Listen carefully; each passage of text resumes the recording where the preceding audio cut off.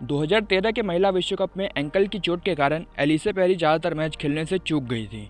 Australia final में पहुंचा और पेरी की फिटनेस पर ऑस्ट्रेलिया ने एक चांस लिया और उन्हें खिताबी मुकाबले के लिए टीम में खिलाया गया।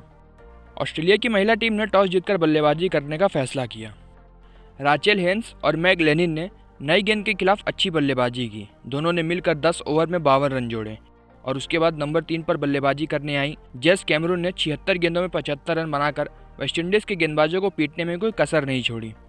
लेकिन ऑस्ट्रेलिया के लिए उनकी मध्य क्रम की खराब बल्लेबाजी उन्हें परेशान करने लगी, क्योंकि एक वक्त पर ऑस्ट्रेलिया का स्कोर जहां 181 रन पर 3 विकेट था, वो 209 रन तक पहुंचते पहुंचते 7 हो गया।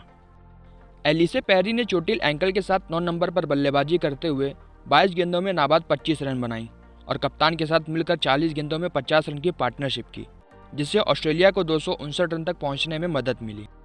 जवाब में वेस्टइंडीज़ की शुरुआत मजबूत रही। शुरुआती 9 ओवर में वेस्टइंडीज़ का एक भी विकेट नहीं गिरा था। उनकी ओपनिंग पार्टनरशिप अच्छी रही थी। तब ऑस्ट्रेलियाई कप्तान ने पेरी को गेंद दी। पेरी ने अपना पहला रनअप लिया, लेकिन गेंद को डिलीवर नहीं कर पाई क्योंकि उनका एंकल दुखना शुरू हो गया था। वो लंगड़ा रही थी। उन्होंने फिर से कोशिश की, लेकिन फिर से वो असफल रही। फिजियो उनको मैदान पर चेक करने आ गए, लेकिन पेरी डटी रही और किसी तरह उन्होंने अपने तीसरे प्रयास में पहली गेंद फेंकी और ओवर के अंत तक उन्होंने ओपनिंग साझेदारी को तोड़ दिया। अपने अगले ओवर में उन्होंने स्टेफनी टेलर को अपनी गेंद पर कैच करके आउट कर दिया। उसके अगले ओवर में उन्होंने एक और विकेट लिया। ऐसा करके उन्होंने वेस्टइंडीज़ के टॉप 3 बल्लेबाजों को आउट किया और उनके रन चेस को पटरी से उतार दिया। उनका पहला स्पेल कुछ इस तरह का रहा। 3 ओवर में 2 रन देकर 2 मैडन ओवर के साथ 3 विकेट। जब ऐसा लग रहा था कि वो अपनी पहली गेंद भी नहीं कर पाएंगी, तब उसके बाद उनका मैच का आंकड़ा था 10 ओवर में 19 रन देकर 3 मैडन ओवर के साथ 3 विकेट। अंततः ऑस्ट्रेलिया 114 रन से मैच और विश्व कप जीता। मैच के बाद उनकी रिपोर्ट में एंकल स्ट्रेच फ्रैक्चर दिखा। उन्होंने विश्व कप फाइनल में विपक्षी टीम के टॉप बल्लेबाजी क्रम को अपने टूटे हुए पैर से ध्वस्त कर दिया था। पेरी के चोटिल होने के कारण उनकी जगह होली फेरेलन को खिलाया गया था और उन्होंने इतना अच्छा प्रदर्शन किया था कि पेरी की जरूरत ही नहीं पड़ी थी। लेकिन पेरी एक स्टार खिलाड़ी थी और वो अपनी टीम के लिए विश्व कप जीतने में मदद करना चाहती थी। तब ऑस्ट्रेलिया ने उनकी फिटनेस पर दांव लगाया। बल्ले से पेरी ने 22 गेंदों में 25 रन बनाए थे। वो उस पारी में 100 से ज़्यादा स्ट्राइक रेट रखने वाली एकमात्र ऑस्ट्रेलियाई बल्लेबाज थी। उनकी पारी ने ऑस्ट्रेलिया को जगा दिया, जो एक समय कोमा में जा रही थी।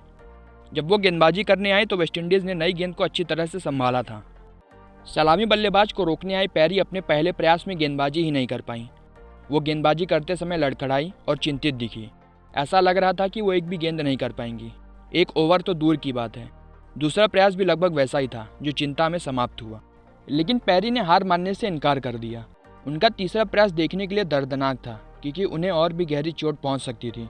ये ऐसा लग रहा था कि मानो कोई व्यक्ति है जिसे उसे उसके शरीर से प्यार ही नहीं था। लेकिन किसी तरह उन्होंने एक गेंद फेंकी।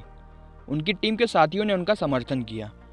कप्तान गेंद लेकर पेरी के पास गई, क्योंकि वो जानती थी कि पेरी की हर एक गेंद कितनी महत्वपूर्ण थी। ये वेस्टइंडीज़ के बीच जीत और हार का अंतर था।